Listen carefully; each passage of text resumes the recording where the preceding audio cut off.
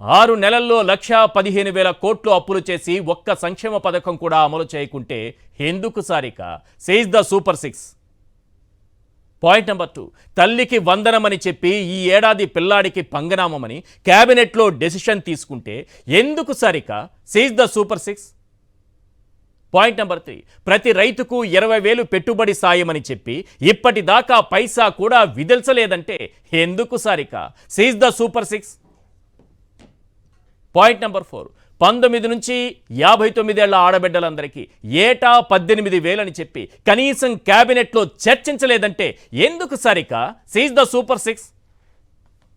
Point number 5, మహిళలకు ఉచిత ప్రయాణం అని చెప్పి కమిటీ పేరుతో ఫ్రీ బస్సును తుస్సుమనిపించారంటే ఎందుకు Sarika seize the super 6. Point number 6, నిరుద్యోగ భృతి 3,000 అని చెప్పి పైసా ఇవ్వకుండా చదువుకున్న యువతను చీట్ చేశారంటే ఎందుకు Sarika says the super 6. Point number 7, ఏడాదికి 3 ఉచిత సిలిండర్లని చెప్పి ఎవరి బండ వారే కొనుక్కోవాలని నెత్తిన బండ వేశారంటే ఎందుకు Sarika says the super 6. Point number 8, ఎన్నికల ముందు ఉద్యోగులకు భ్రమలు కల్పించి ఆఖరికి డిఏ పిఆర్సీ ఊసే లేకుండా చేశారంటే ఎందుకు Sarika says the manifesto. Point number 9, విద్యార్థులకు ఫీజు రీఎంబర్స్మెంట్ చెల్లించకుండా వారి భవిష్యత్తుతో చెలగాటం ఆడుతున్నారంటే ఎందుకు సారిక సేజ్ ద మేనిఫెస్టో.